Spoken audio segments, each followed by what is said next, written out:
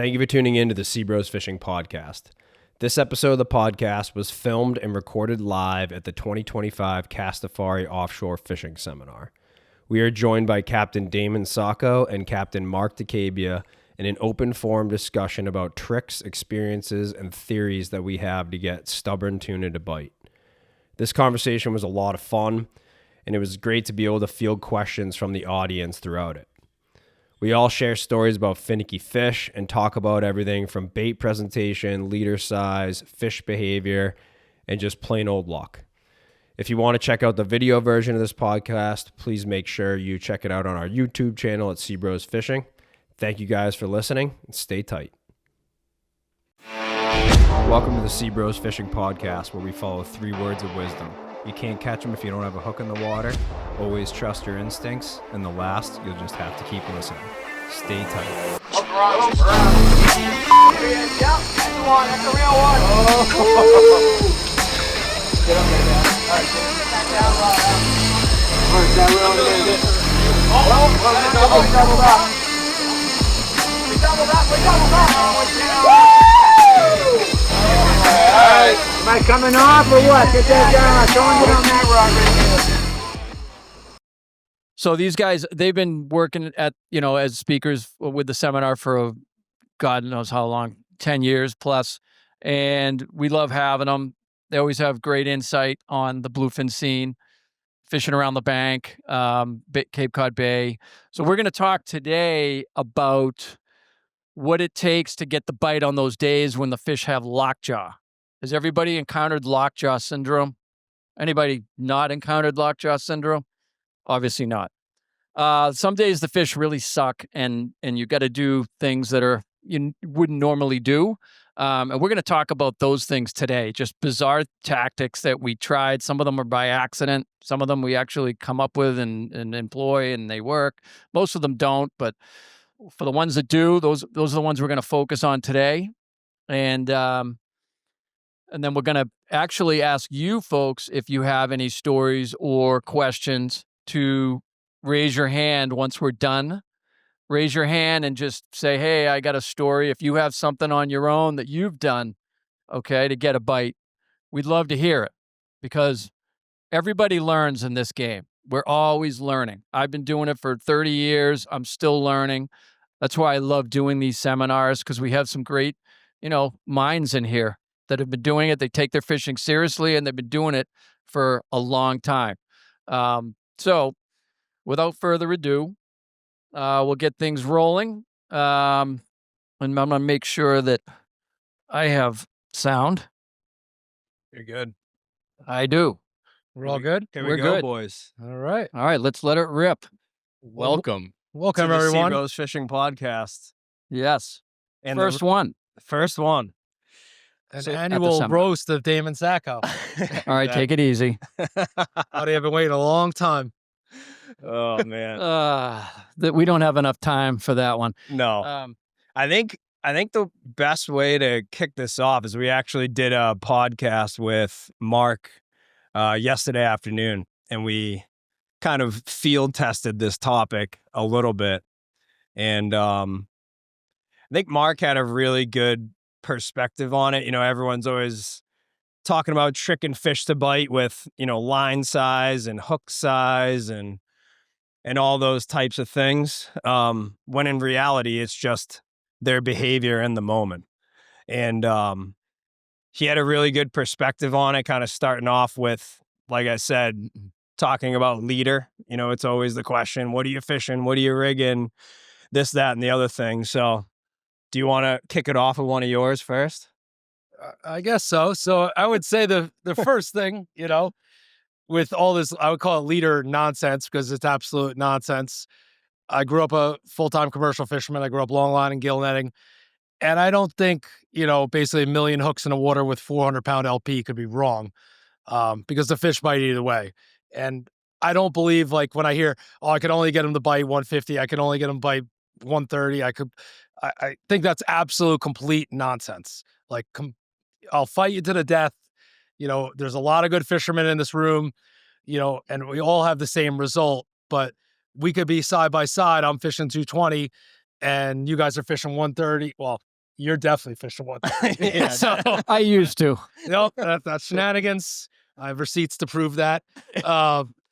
But so I've used, wait a minute, I interject. I use 130 sometimes in the bay, but I will say that there are times that going shy is not a bad thing, but then you have that worrisome syndrome when you're fighting the fish. You have to realize you're going to break it off if you put too much heat on. So I wouldn't recommend going light, but I have gone light. I'll admit it. which is complete waste of time in my opinion, because I don't know why you would want to fight something for 17 hours and then lose Get it the at the back. bite. Get the bite. Yeah, we got the bite, but who catches them all the time? The guy reeling 220. So obviously we're all fishing, right? We're fishing 130, 150, 180. And obviously with certain days, you got stuff that's going to happen. You've got calm weather, you have different currents, you got, all these different conditions. And a giant tuna or a yellowfin for that matter, they're just swimming around looking for food. So for some particular reason, if you think that the diameter of 1/100th makes a difference when they're looking up and presenting the bait, I find it complete nonsense, because any of the guys that worked on the back of my boat, long lining or even netting, do not know how to rig a bait, do not stitch anything, and we're using 400-pound pink LP and catching the same result. So I really would probably disagree. They're not long lining in Cape Cod Bay. But Trust me. yeah, we're not. But there is a lot of good, like I said, a lot of good fishermen in this room, and there'll be some people here that only use 200 or 220 that get their bites. And I'll fight everyone to the death that it's all about presentation. Because any fish does not swim up to the bait and say, oh, that's 130. Nope, that's 150. I'm going to eat that. They're eating it because it's out of presentation, or either out of hunger, they're eating out of competition. But if they're not eating it, obviously there's a reason for that. It's the overall presence of something being there that's not natural. Yeah. That's what it is. It doesn't matter if it's the crimp, the hook, the line, the weight. It's something that they can sense. 100%. And if they sense it, and they swim up to it, and that's why you mark fish, and everyone's mark fish, and we just call them flatliners, and they're just driving by and just wobbling around, and they drive right by the bait, and you're looking, or they swim up or streak at the bait and the rod doesn't bend over. Obviously there's something wrong there. Presentation of the bait is wrong. The sinkers, it's not laying right in the tide, or the wind's against the tide, and it's just not really working. Advantage, I've gotten to go fish all over planet Earth for all different kinds of fish, and all fish act the same. They all act out of hunger. They all act of, different situations. And especially a giant tuna, because it requires so much food to eat. I don't think they swim up to the rod and be like, oh, it's 150. We're not going to eat that today. Yeah. I do have to agree that I don't think there's a huge difference between 130, say up to 200, but I think if you're fishing 400 fluoro next to someone fishing 150 fluoro, the guy with 150 is going to get bit more than the guy with 400 fluoro. Yeah. Or At least up by us, where there's no chumming involved, there's no commercial. Depends on the boats involved. location, 100%. Yeah. Definitely. 100. Um, Chatham's, different too. yeah. Chatham obviously is different. And even, I'm down on the South Shore of Long Island. We could essentially, I think we're up to like 5/16 rope that, I'm going to show some videos Those later. fish are dumb. Yeah, they're just dumb. But when everyone fishes the same way, you get them to eat the same way. We're all fishing heavy gear. We're all fishing rope, 220, 300-pound fluoro, even 400 fluoro. The heaviest stuff we could possibly put in the water with the biggest J hook, and we're still catching the same amount of fish. All right, let's get into some of the ideas. though. Yeah. Yeah. So let's hear how it was. Your theory of this has been implemented. With Do you a have story. a specific fish, a specific day where you were like, all right, the marks are coming this way. I need to change this. So one particular day, which happened, I'm trying to remember exactly where we were, but it's happened multiple times where, I'm going to go into where old school techniques sometimes, play a big advantage to all this. We were down at a butterfish hole. There was 40 boats. It was a hot, slick, greasy, calm day after everyone's seen a lot of crazy videos that's been going on down by me. And now there's boats everywhere. I'm like, okay, I'm late to the party. This isn't going to go too well. We're fishing, marking basically a fish every 3 to 5 seconds. It feels like Lincoln log going by, Lincoln log going by. And I'm like, all right, this is obviously not working out for us. They're not feeding. The tide's not right. I'm second guessing what I'm doing. I'm actually ready to break things. Anyone who in here was fishing with me in this room, I completely come fucking unglued, and I lose my cool. I do not accept failure. I want to be the best. I want to be the little kid, cuts everyone in the front of the line in first grade. I gotta catch the most, the fastest, the biggest, whatever you want to do. So I'm not getting a bite. So now you see me, if you watch me on the back of the boat, I'm pacing around, literally screaming at my mates. Everyone's running upstairs. Everyone stays far away from me as humanly possible. Still marking the fish. Damon rolls in. He's just hanging out. He's got his music blasting. I'm coming unhinged. He's actually, what's going on? I won't talk to him. Normal occurrence when you go fishing on me. I'm a very nice, energetic, open guy here. That's true. You do blow me off when we're on the water. I do. He plays Mr. Silent Treatment. I got no friend. I have no more need for friends. So we're watching the fish go by. We're like, okay, there goes another 600 pounder. Oh, that's great. And the rods are just sitting back there. And, we're like, okay, let's just 130. Okay, let's just try 90, just to see if we can get a bite. And nothing happens. All right. So obviously they're not biting for any particular reason. I worked on a boat called the Canyon Runner for a lot of years. I had an old school captain that I worked for. And one of the biggest things he taught me, he goes, reel the rods out of the water. I'm like, what?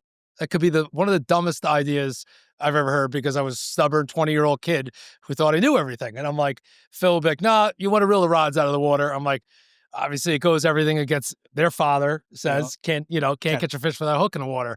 So sitting there and I'm like, you know what? I don't really care what happens. You know what? Everyone else is going to catch their fish. I want to see if this actually works. So reeling all the rods. Okay. Watching them. Here they come, going by. All of a sudden I see one fish start streaking. I'm like, oh, that's weird, with no bait. I start yelling. I wish one of my mates were here, because I would roast him right now. One of my mates, Jimmy, I asked him, throw some chum. So we go over, we have a lot of butterfish rods, start chumming away. Okay, 2 fish start streaking. I'm like, all right, that's a little interesting. Now it's like 20 minutes go by, and we're just sitting there and like watching a lot of fish go by. The owner of the boat looking at me like I'm completely out of my mind. We're not going to catch anything. Obviously, we don't have a hook in the water. Throwing bait. All of a sudden, I go back to the boat. I go to take a piss off the back of the boat. I look over the back, and there's 3 giant tunas racing around the back of the boat, eating every single chunk, but they're above the thermo, so we don't see them on the recorder. So I'm like, that's weird. So now, obviously, I start hyperventilating. I go into crazy Mark mode, pacing back and forth, re-rigging everything. And I'm like, all right, what am I going to do? What am I going to do? They're obviously right here. And I'm like, all right, just keep throwing bait, throw more bait. So we keep throwing bait. Here they come on the streaking. Now, every single fish is streaking off the bottom, come to the top. We look over the side of the boat. There they are, 600 pounders. I'm like, all right, sweet. Here we go. Take the rod, just wait again, throw 2 more shovels of bait, take 300 fluoro, pick a butter, peel it off 30 feet. The butter, as soon as it hits the water, rod bends over. We're on. Catch our fish. Only single bite I saw anyone else. Towed my fish right out of there. Never told anyone what to do. Kept that to myself for a long time. And it was obviously something, they must have been swimming around the whole entire day, looking at everyone's rods, sense what's going on around them. And they just know that doesn't matter the leader, the size.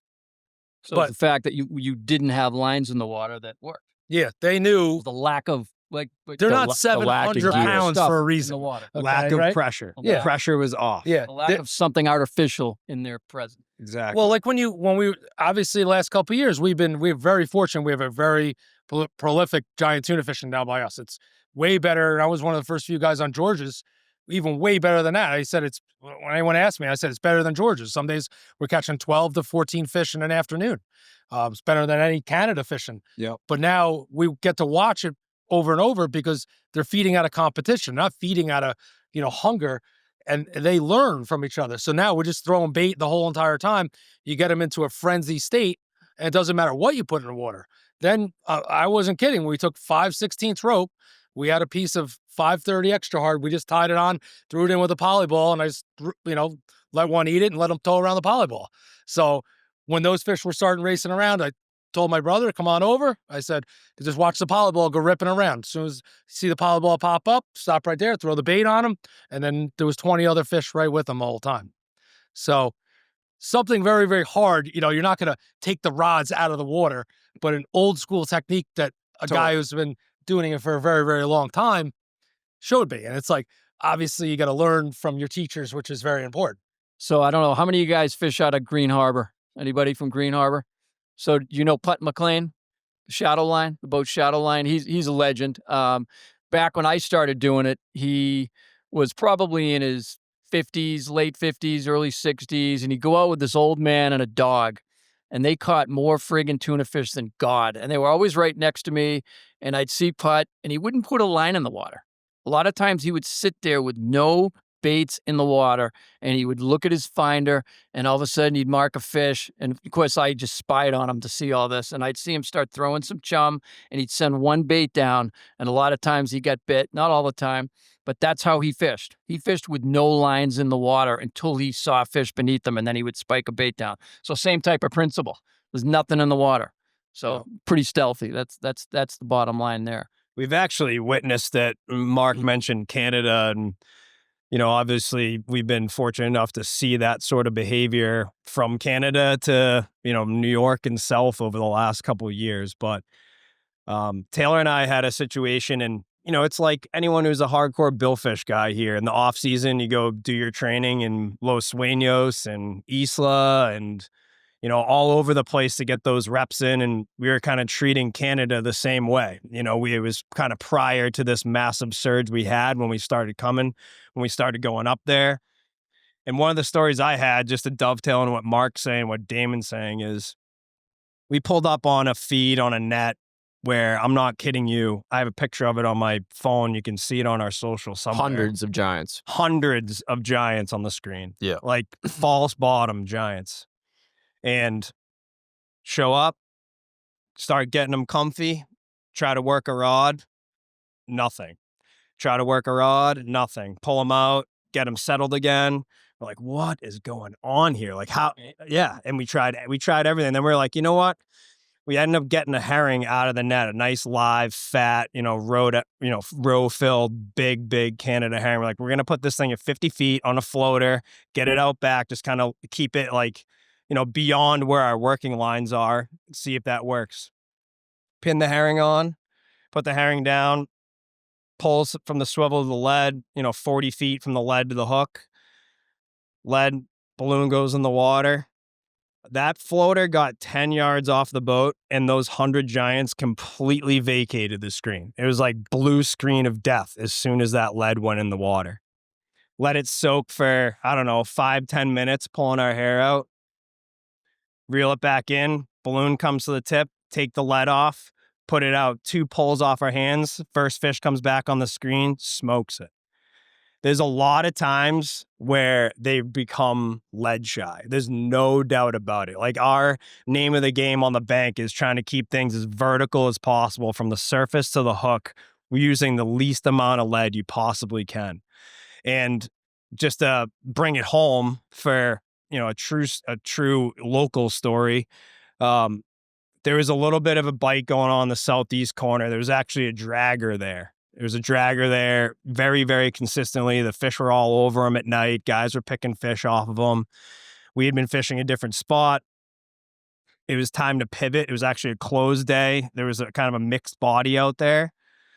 So we went out there, and the dragger went in to offload. Just the way the timing worked, within the same time period that we went out to fish. So it was almost like we were replacing that chum slick off the dragger when we got there. And most days, especially later in the season, we've had a big biomass of mackerel on the bank. We don't just call our hook baits. We'll save every single bait that we catch, what we're capable of holding, to use for chum. And we had the exact same thing happen. And I took that note from Canada. We had fish all over the screen, fish all on the chum. Mind you, we did have a bite on a floater in the morning. I think we had a couple bites on a floater, but then we got into doldrums, and we were just getting pairs on the screen, all on the chum, not eating. We had a herring on the down rod with like a 16-ounce sinker. There's actually a video of this online. I was like, you know what? I'm taking the lead off. I reeled that up, lead came up, swung the tip in, took the lead off, fed it out about, 5-10 fathoms, and it got sucked right out of my hands. So it's simplifying things is usually what's going to get you the bite in those tricky situations, and trying to overcomplicate it and rig some sort of insane fish puppet and put it down. It's probably not the secret sauce. It's simplifying things and making it so there isn't a presence of pressure in the water. The presence of pressure could be a fleet. The presence of pressure could be a 12-ounce bank sinker. It kind of all depends on the situation and the day. The SeaBros Fishing Podcast is brought to you by Monahan's Marine. Monahan's has been serving South Shore boaters since 1961. Located in Weymouth, Massachusetts, Monahan's is a Jones Brothers, Tidewater, Invincible, and Onslow Bay boats retailer. They also have the most well-stocked inventory of Yamaha outboards, parts, and rigging throughout the state. The entire staff and crew of technicians have decades of experience. As a recent addition, Monahan's has built and rigged out a brand new 4,000 square foot offshore and inshore tackle shop. They are fully stocked with everything needed for offshore canyon fishing, nearshore bluefin tuna fishing, striped bass fishing, surf fishing, and more. For decades, the crew at Monahan's has been helping generations of boat owners with outboard parts, boat service, marine equipment, and fishing tackle. Their professionalism and passion for being on the water has made them one of the most reputable boating headquarters in the Northeast. As a part of this partnership, Monahan's Marine is offering all listeners to our podcast a discount on anything in their store. When shopping at Monahan's, if you mention this podcast or use promo code MBG25 at checkout at the register, you'll receive 10% off any purchase in their tackle or marine department. To learn more about Monahan's Marine, their location, boat and engine inventory, or parts, visit monahansmarine.com. I think also too, like I agree 100% about the lead shyness. We've seen it too, and what we've been doing, I've been showing people in the bait rigging lab is we've been putting little egg sinkers inside our hook baits, like through the gills, and you just stuff them down in there so that they go into the stomach cavity. You can put 4 or 5 half-ounce egg sinkers, no problem. And that way it alleviates, having to use a bank sinker on your main line, because the bank sinker on the main line, it's dangling, it's swinging. Sometimes they don't give a shit. I know that most of us have used bank sinkers like traditionally like that for years, and they work, obviously. But there are days the fish are playing the shy game, and we find that we can get some, a little extra action by doing something stupid as, it sounds ridiculous, stuffing egg sinkers inside a gill plate and then sending a bait down. But something like little thing like that works. Back to what you were saying though, just when they're lead shy. Back to the fluorocarbon thing, like I agree with Mark 100%. Like you don't ever want to start shy. Like he was saying, the day where they weren't getting bites, they went down, they tried everything. Those are the days when it's okay to try going light, but I wouldn't try going light down deep because you don't need it. The only time I've ever seen fish shy on leader is we were fishing next to a dragger one time out off of Chatham, one of the scallop draggers, and I had like 7 or 8 800-pound fish, big fish that've been around a while. They've probably seen some hook baits, and they were eating our chum. They were eating the dragger scallop discards, and then they were eating our chum. We had them chummed up, and I put a hook bait out. And I had 200-pound fluorocarbon, and I watched 2 fish on my daughter's soul swim right up to that friggin' bait, and then they went, whoosh, and then another fish came up, whoosh, and they blew it off. They didn't eat it. And then we went down to 130. We hooked the fish, fought it for 4 hours, and broke it off. But we got the example A, Damon. Example A. All right, let's not. All right, 4 hour. Come on. That said, I'm joking. I knew he was good. Taylor and there's more tail roped with 3 by Oh, geez. The biggest fish of our life was on 130 gut hooked for 2 hours. Yeah. So you just never know. You never know. Okay, get out of the room. I'm done. But honestly though, like I do think like it's the accidental things too. Like we back to the whole fishing up high, fishing down low. A lot of fish are down deep, and you don't mark Mark was saying, you don't always mark the fish up high and you don't always mark them down deep. A lot of those fish are swimming like just above the mud, and you won't mark them. At least I don't see them on my machine. And I have some new technology with Garmin that's pretty damn good.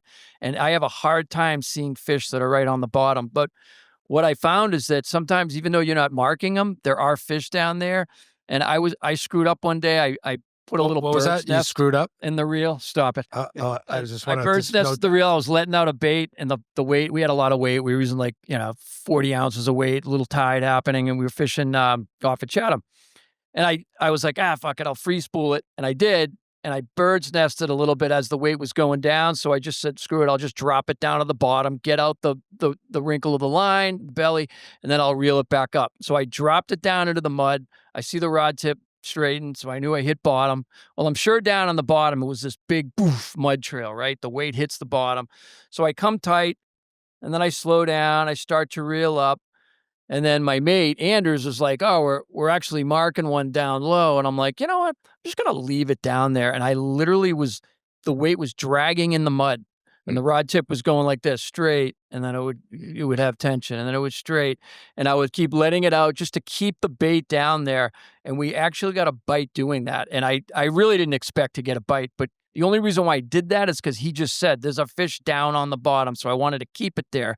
And I don't know if it was the weight dragging through the mud, creating like a plume, or if it was just the bait was just happened to be right in the line sight of that fish that was hugging the bottom. Yeah. But the bottom line is we were drifting. We weren't on the ball because we were fishing Chatham, and we were dragging a bait across the bottom. And it probably didn't look very pretty, but it got eaten. So no, it's You have a story very similar to that you want to tell. Want me to tell that? Then you can tell. And then I'll eventually talk. Yeah, and you'll eventually talk? All right. So to add on to that, It's all good, fishing the bank, anchored up. We had a doldrum day until about 2:30 in the afternoon. The fish came through, and they came through on a very, very small pile of herring. When the fish have the herring pressed, like I like to picture it like, you got your bait ball, but when they're pressed, it's like a hockey puck on the bottom. We're about to call it. Our trips are 10, 11 hours, sometimes 12 hours on our day trip, tuna trips. And we were at the point in the day where we were engines on, anchor tote was ready. I had reeled in both floaters, and we clear our rods at the end of the day, end of the trip, one by one. So we always have a hook in the water. So we were down to one rod in the down line. The engine was on. My father, and I do believe this, and I think Taylor believes this. I mean, they're curious animals. There's, trying to be stealthy. You have that presentation. And sometimes all it takes at the end of the day or any point in the day is to create some commotion and create some noise. So everything was in, engine on. One fish comes through on the bottom on a hockey puck of herring. My herring was at 60 on the down. I walked up to the down. I free spooled it like Damon, kept my hand on it. Lead hits the bottom. And in my mind, the way I'm thinking is I want to blow that bait school apart. I want my bait to stick out. I don't care if my bait's inverted and helicoptering on the way down. I want to blow that bait school apart. And that's exactly what happened. I dropped it to the bottom, smashed it. You can't see it on the screen. It's all historical information, but just picturing it in my head. And then 6 cranks just to get that weight up and keep that herring on the bottom. That school dissipated instantly on. So, it's just a lot of instinctual things, simple, using your instincts. Like how is your little herring going to stick out when a 50-foot wall comes through unless the fish already have that bait blown apart? If it's just steady flow and those fish are on the perimeter, your bait's not going to stick out that much. So sometimes, something like that could make the difference. Hydraulics keen. If you have hydraulics in your boat, just like a dragger, and you're talking about draggers, scallopers, net reels going, clanging, as much noise as humanly possible. Everyone's like, oh, you got to be stealthy, you got to be this. I didn't grow up that way. I grew up loud, obviously. Crank the reggae music. Yep. Reggae music, whatever Damon's listening to. But, you're going to go dragger fishing. Obviously, all the chains are banging, pull up right to the back of the boat.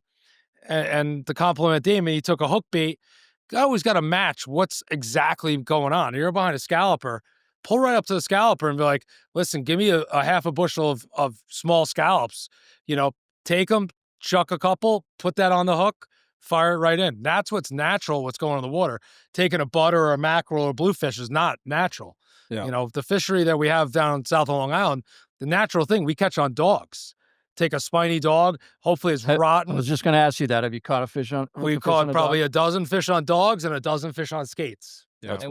We've seen them. They eat them. I've seen them. Because that's what's natural. Because the scalloper dragger, right? They haul back, big neck comes up, all the discard, it goes on a conveyor, and the fish sit right on the bottom of the chute. That's why they sit in between the two birds, the stabilizer. It's a big PVC pipe that shoots out the back of the or side of the boat, and it's all the discards, the skates, the garbage, the dogs, anything that could possibly, and just sit there like gumdrops, like, oh, okay, I'm just gonna eat all these like the fat kid in M&M. Easy feed. Easy feed. And that why, you know, people are like, oh, we threw a bluefish in there, we threw this in there. It's just not natural. Throwing a bluefish in 30 miles off the beach in the summertime isn't natural by us. Pogies didn't work down by you because I brought them with me and they would not eat the pogies. You had to, I mean, at that point they were eating the bluefish, but they would not eat a pogie. So there you go. Like sometimes they're just on certain baits. Yeah. Same with the bank. You guys probably do better with those nice herring if you can get them.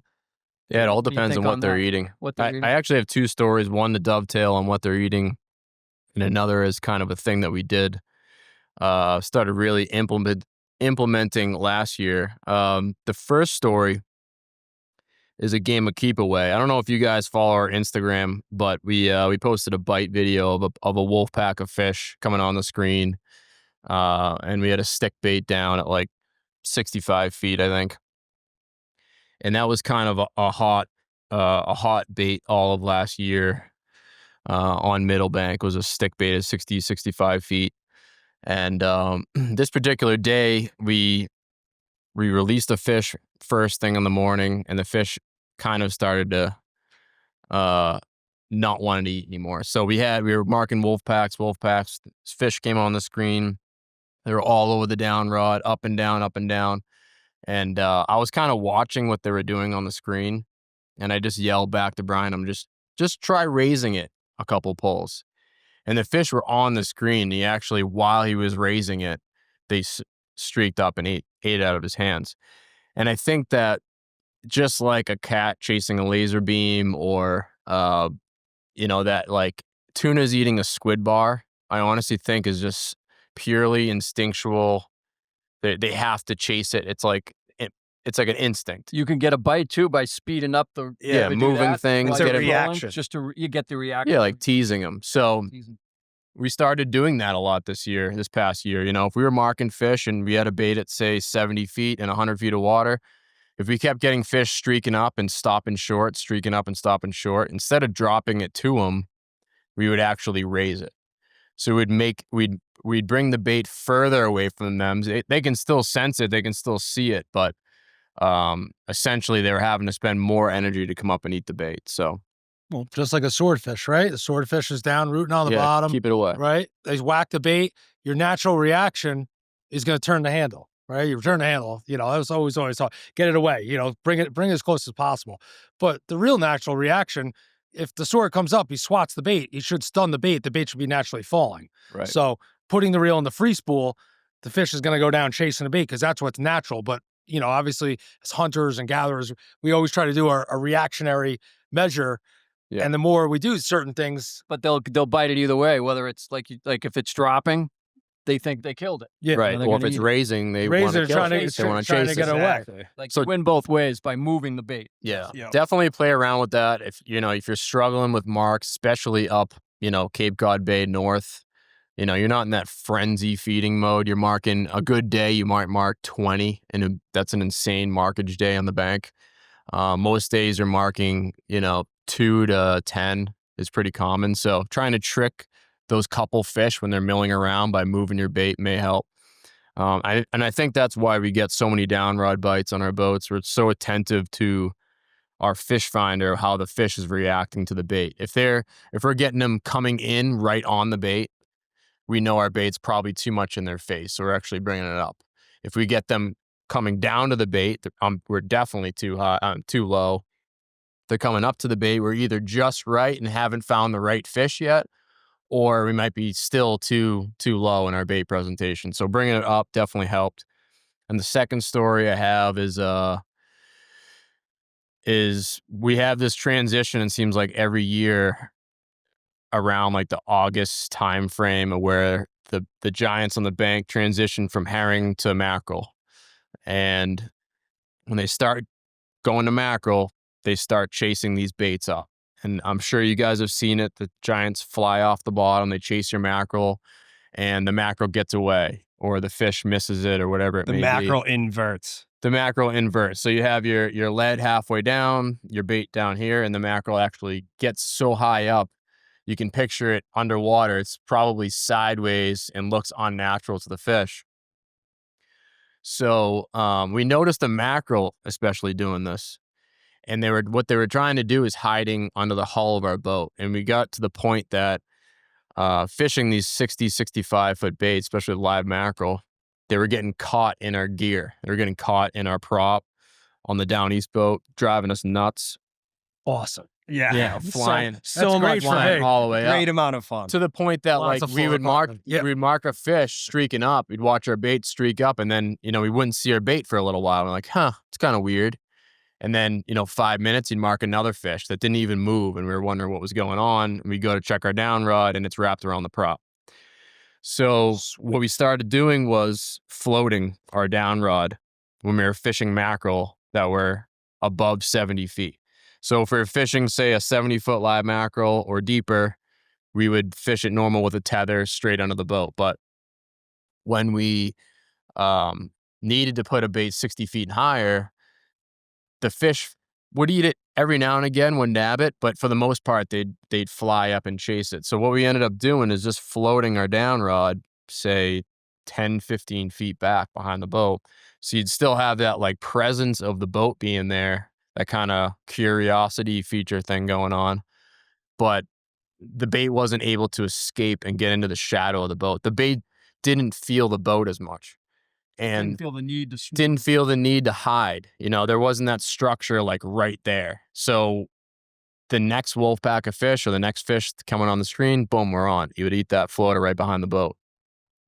To the point that when they were eating high floaters in August and September, we were fishing baits at 40, 50 feet, no weight, like 10 feet behind the boat.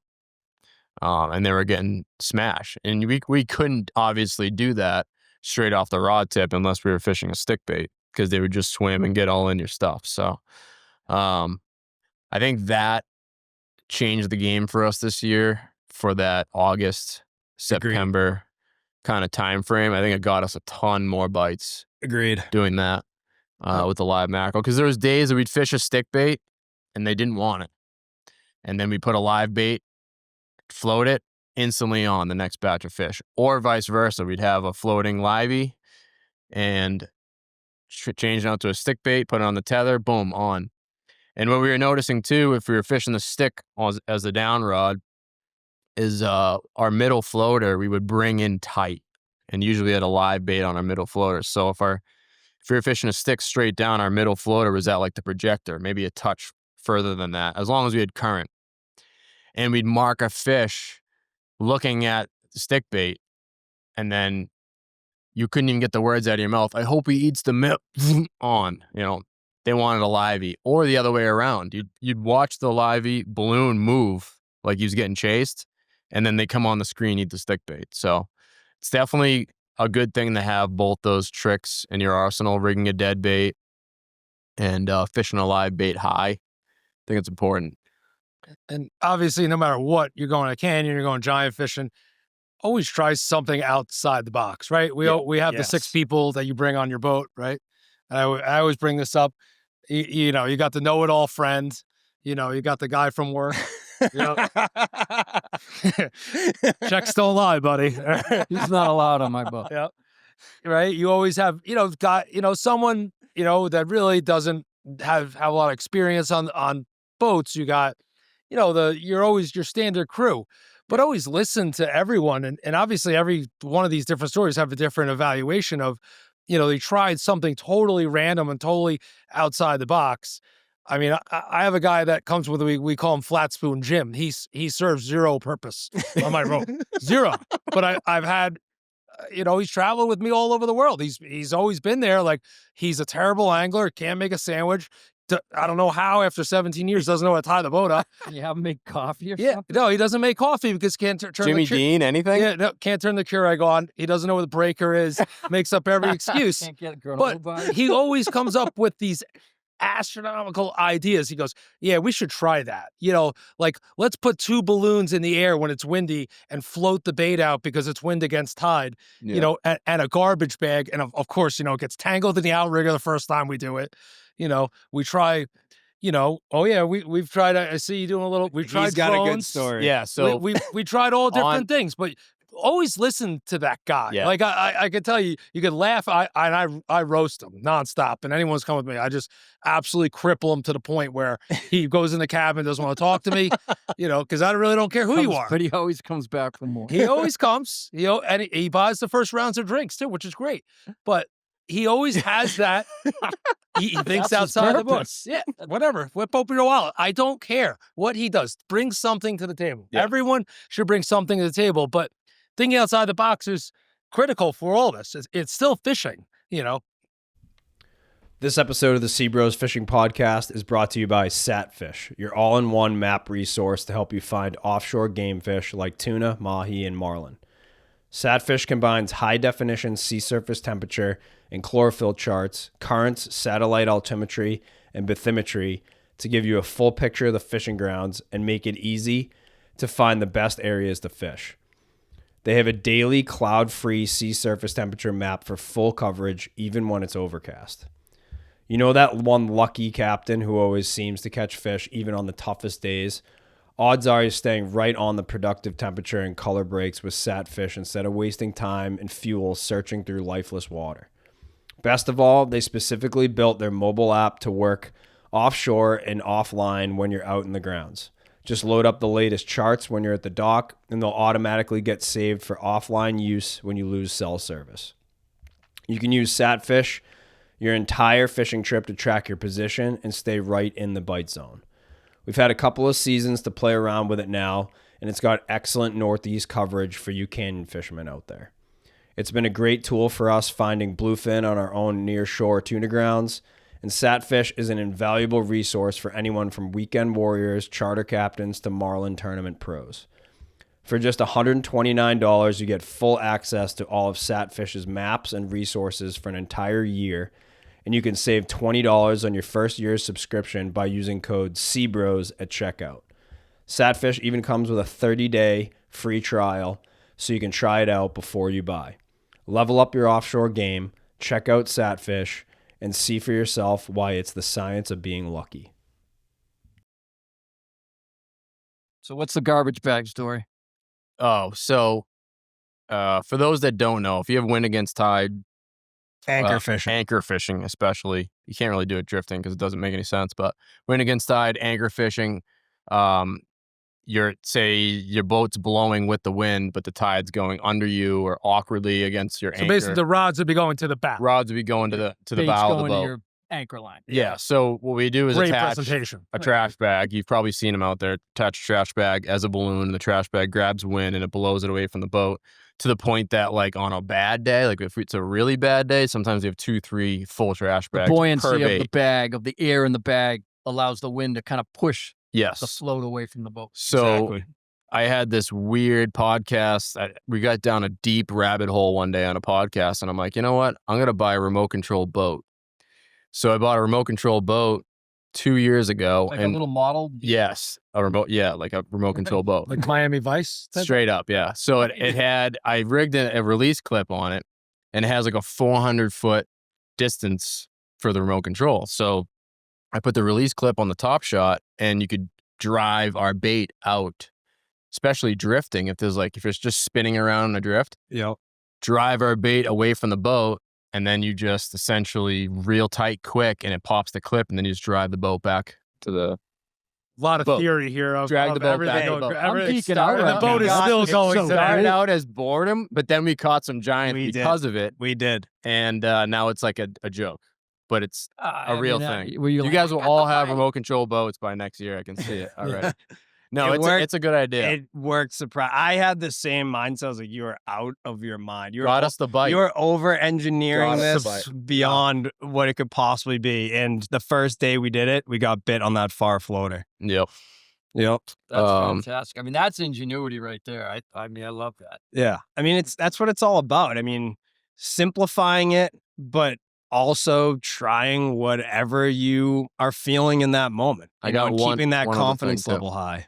One thing before I forget it is a trick to get a bite that we found is changing your bait. And mark, missing your bait, chasing your bait. As soon as that any fish has seen 3, 4, even 2 tunas, honestly, a couple tunas, Or a pack of dogfish. pull it in, put a new bait on. They go down blind. They have no idea that's Jurassic Park down there. And they go down. They're frisky too. Right Yes. out of Yes. the live well. And a lot of times it's the next fish they're eating.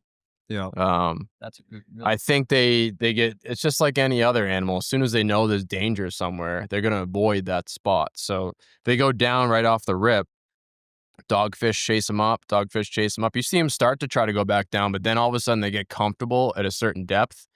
And your lead might be right next to where your bait is now because they're comfortable at 50 feet instead of 75. Especially a pogie too. Pogies are infamous for just figuring out a way to just stay away from predators. Yeah. You know, whether it's on the surface, and they're even stronger than a Mac. They'll pull a weight, 32-ounce bank sinker to the surface. Yeah. Well, I would want to be pulling a 32-ounce bank stick for a 700-pounder starting fucking trying to eat me, dude. I don't blame them. You do whatever you got to do. That's what I mean, but I love it. Just that All right, after a while, I'll drop it's you like off at you're going back Monomoy. into the live well. Like a mile off Monomoy, you tell me how fast you could swim back to the beach.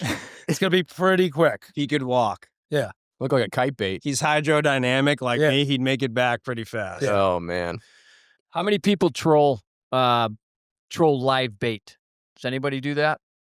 All right, so I got into it on the bank because the dogfish one day was so bad. This was like 8 years ago. We couldn't fish, could not put a bait down. I was really frustrated.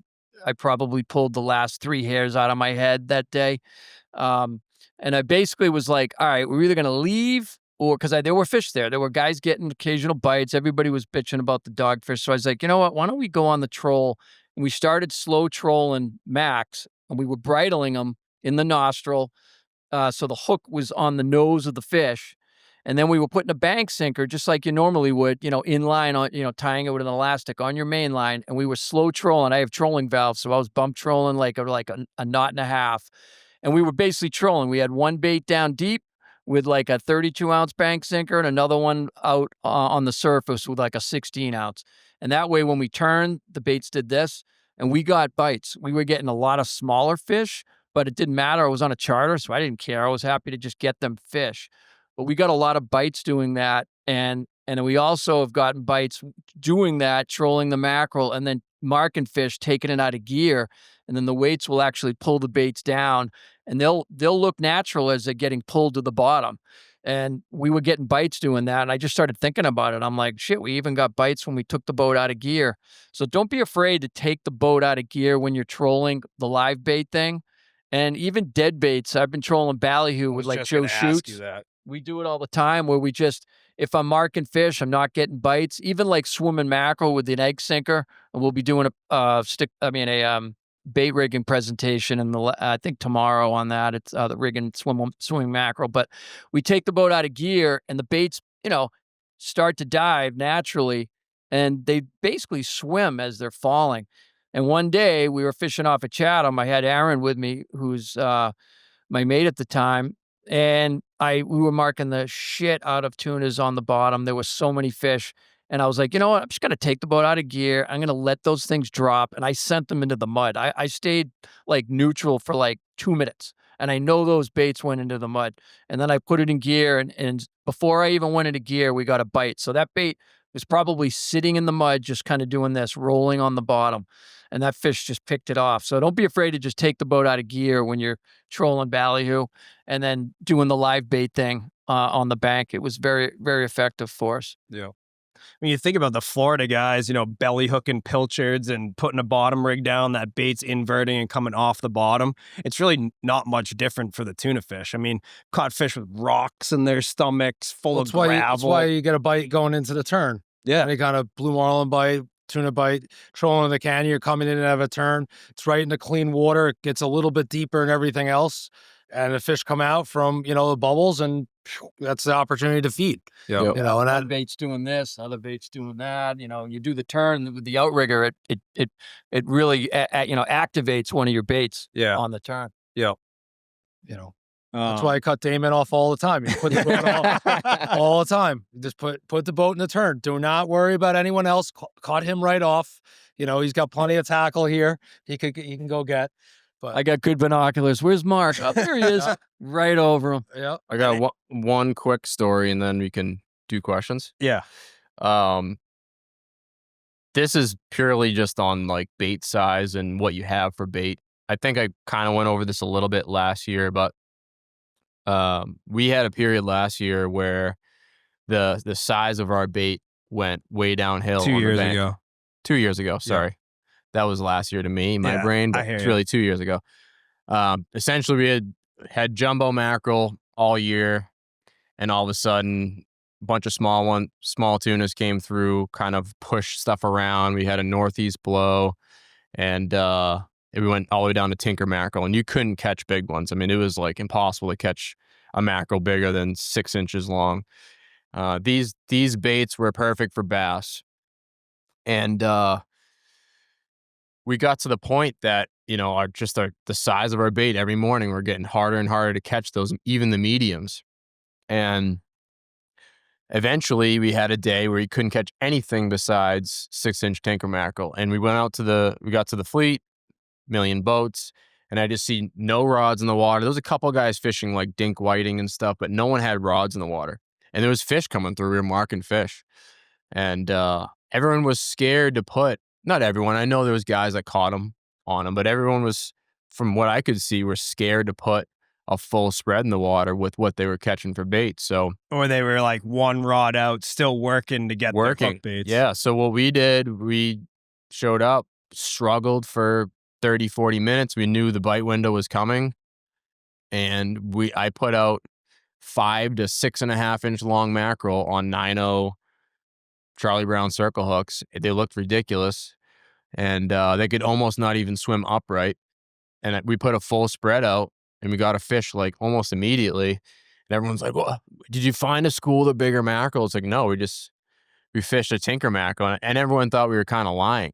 So then for like a week straight, the bite kind of shifted from the middle of the bank up into like the northeast edge of the bank. And the biggest fish that year, which actually the tail's on our table, ate a 7-inch tinker mackerel, 115 incher. I mean, the bait was the length of my Celsius bottle. It was tiny. And it was actually a bait that we had in the bait pen for 2 days prior. So we had a fishable day. We brought tinker mackerels home, put them in the bait pen. We had a blow day the next day. We didn't fish. And the next day we came out and no one could catch any bait. And we had a handful of little tiny tinker mackerel that looked like alligator skin from the bait pen, like half the skin was missing. So those fish came through, and we had an offering. We had a hook in the water, goes against Mark's instincts, but we had a bait presented to him, and not many people did. So definitely, if you show up in the morning, especially early in the morning, the first thing that you catch that's fishable, I don't even care if you put it with the balloon at the swivel. Put something in the water. I can't tell you how many times we show up at the bank and people are arriving and we get a rod in the water and it's immediately eaten. The first pack of fish that come on before they notice the fleet are hungry. And then as soon as they notice the fleet, you're waiting until the next like true heavy bite window, which may not happen if it's too many boats. And same goes in a canyon too. Yeah. I'm the first guy most likely out trolling, not much going on. 3:30 in the morning, I'm trolling before everyone, and we're back on exactly where we left them in the evening. And, most of the time it's still in the dark and we're trolling in the dark, and fish hunt out of silhouettes. Everyone's like, oh, we got to use glow in the dark. You got to use this, but try different things. We've been trolling a lot more in the dark in the canyon. That's the best time, I think. Yeah. Like in the dark, before the sun. Yeah. Before the sun is like prime time trolling at the canyons.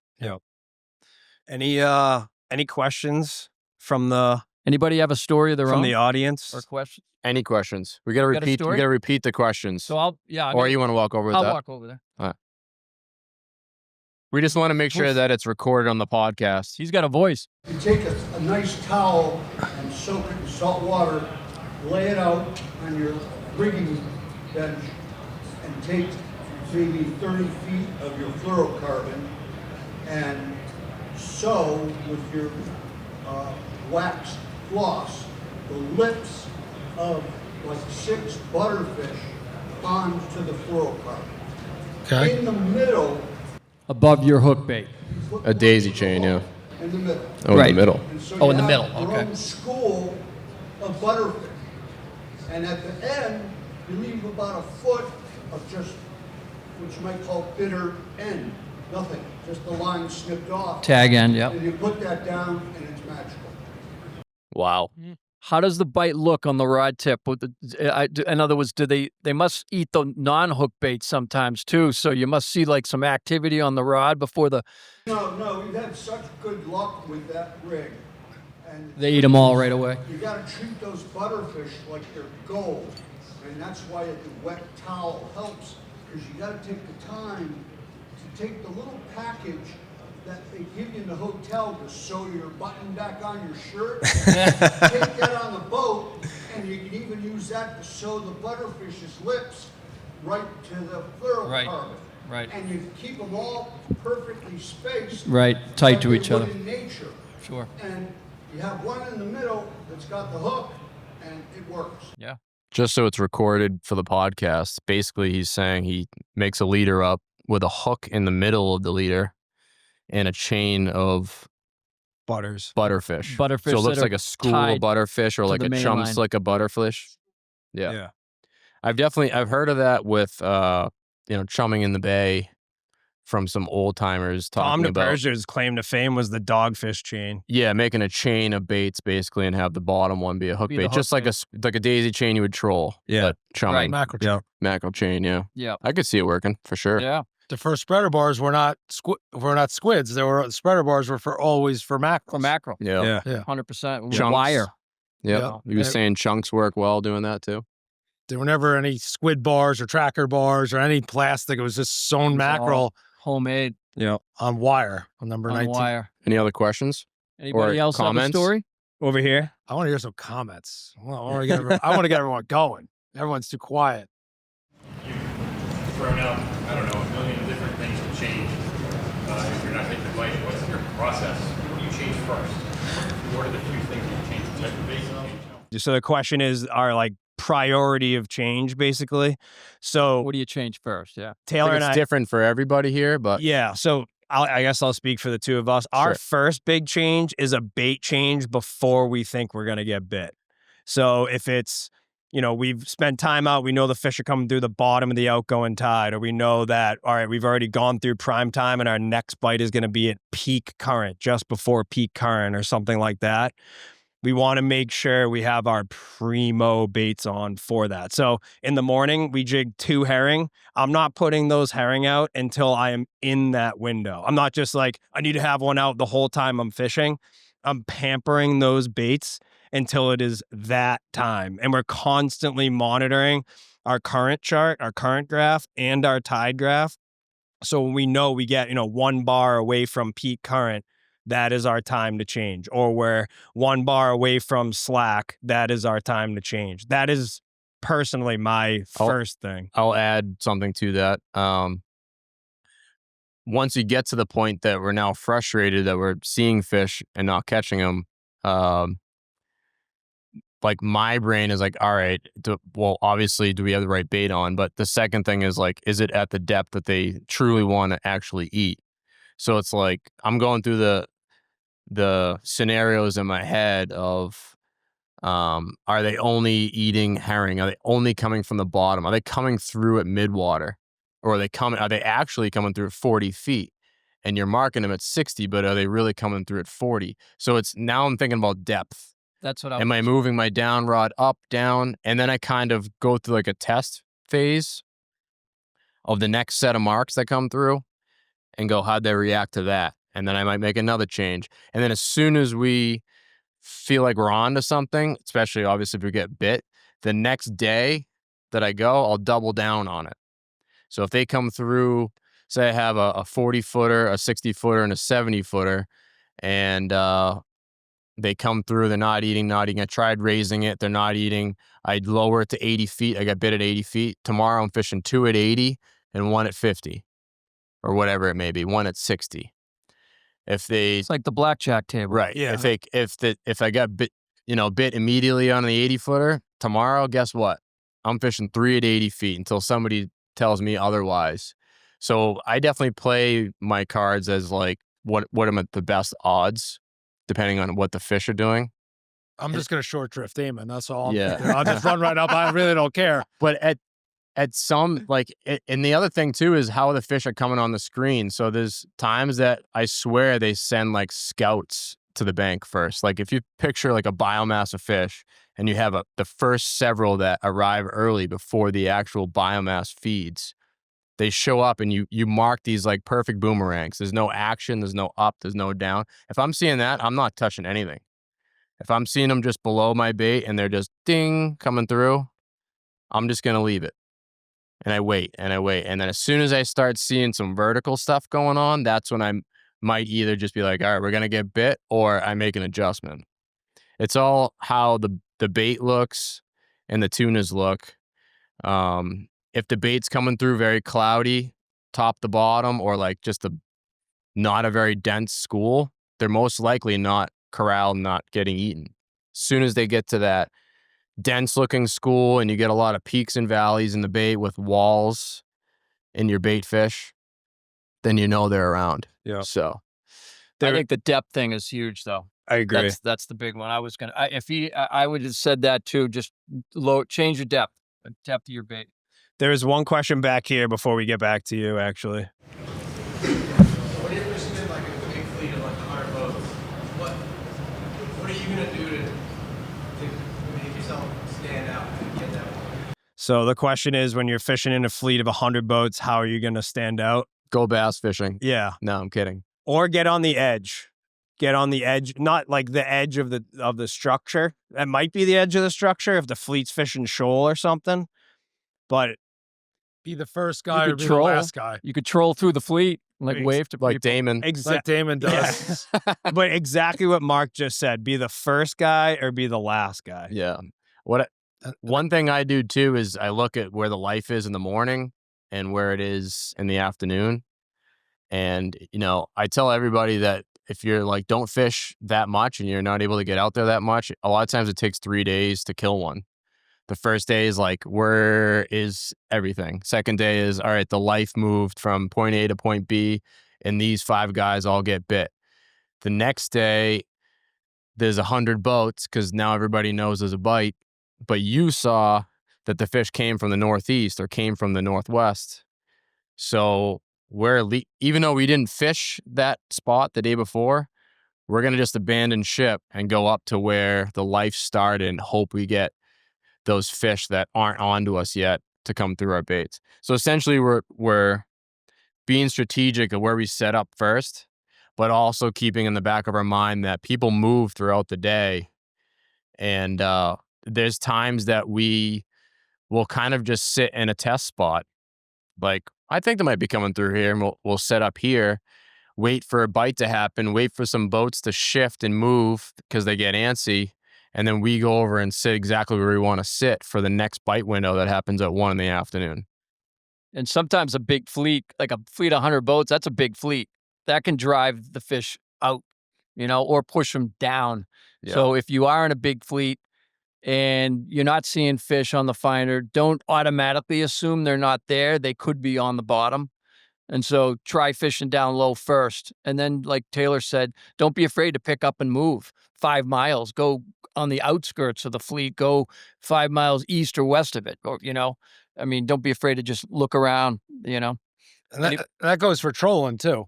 Yeah. And I spend most of my time offshore, so I don't see boats, which is great. I don't have to deal with anybody, And then, but Damon and I fished together, alongside each other for 20 years. And like Damon go one way, I'm going the other way. We don't need to fish anywhere near each other, but you got to always be looking and always be changing, like I would never want to sit in the middle of a pack of boats and try to compete. Like I want to be the first guy. I want to be the front runner. I want to be the guy behind.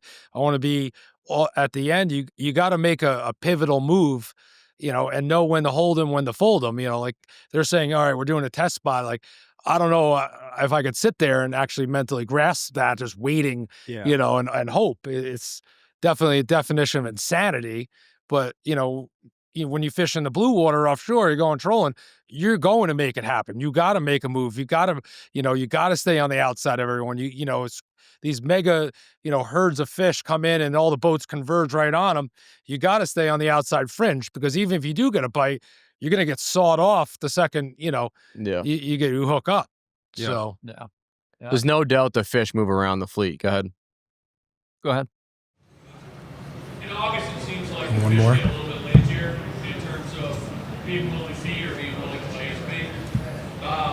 We had the same experience with stick baits this year, just being heat a lot. Do you guys blind your baits at all in terms of trying to get them to not escape the predators? I haven't heard anything about that. Personally, no. I have a bluefish. I've snipped the fins. I've never blinded them, but I have compared the swimming ability of some baits before. Yeah. sometimes you just smash them on the deck. And that sounds crazy. Like in the canyon, we have squid coming through all night. We got 2-3 liveys out. You don't even get a bite. Literally, I'm like, reel the rod up. We take the squid, just smash it on the deck as hard as you can, stuns it, hook it back on, smoke it back out. Rod bends right over. I have a great story, and then I'll get to you again here in the front. But we were fishing Canada, hanging on a net, pair of fish on the net, not feeding, go offshore, do a drift, time the slack to get back on the net, come back to the net, same 2 fish are there. Put a flutter herring down, no bite. Put a flutter mac down, no bite. Jamie reels the flutter mac up, and the net had already been pillaged by seals. So they were all eating half herrings, half baits, blown out baits. Reels the mackerel up, throws it on the deck, steps on it as hard as he possibly can. Thing's flat with guts hanging out of it. I don't even think he got the swivel in the water. So That's just goes to show you. That's just natural. Yeah. That's what happened. Yeah. Yeah. Up front, one more question. Fishing a bait with fluorocarbon every 15 minutes. You have to take a really soft terry cloth hand towel and splash it with isopropyl alcohol and clean the line off, because there's billions of little critters. Little algae and microplankton And the fish then see your line. And when you take and clean your fluorocarbon off, you can look at the towel and go, holy cow. Also soot from diesel engines, Yeah. all kinds of stuff Yeah. gets on there. I don't use jellyfish. I don't think you need rubbing alcohol. I used to use it for years. I just take a wet rag and I clean it with salt water, or fresh. But some guys swear by the alcohol, but it's very important to clean your leaders. So Agreed. I agree, It all depends on the water clarity. There's times of the year that's got that red algae stuff that Yeah. the only way to get bit is to clean your leader and put a rod back out and reel it in essentially and clean it again and put it back out. We're approaching time here, so we're gonna wrap it up. Like Damon said, bait rigging on swimming max. We got bait rigging on stick baits. I know we've talked about a lot of that stuff. That here in one's this coming up at conversation. 5. Coming up at 5:00. So, and a lot of them have 2 workshops. So if the room's full or you don't have time, you should be able to grab one of them. But thank you guys very much. Thanks, we love guys. doing Thanks, this. guys. Thanks for Really listening to the appreciate it. podcast. Thank you very much for tuning in to the SeaBros Fishing Podcast. If you would like more information about today's guest, our episode, and show sponsors, or if you want to order hats and apparel, please visit our website at seabrosfishing.com. You can also stay up to date on all the latest SeaBros Fishing content and podcast episodes by following us on Instagram at SeaBros Fishing. Finally, to book a trip with us through our family-run charter fishing company, please visit massbayguides.com or see our latest updates and fishing reports by following Mass Bay Guides on Instagram and Facebook.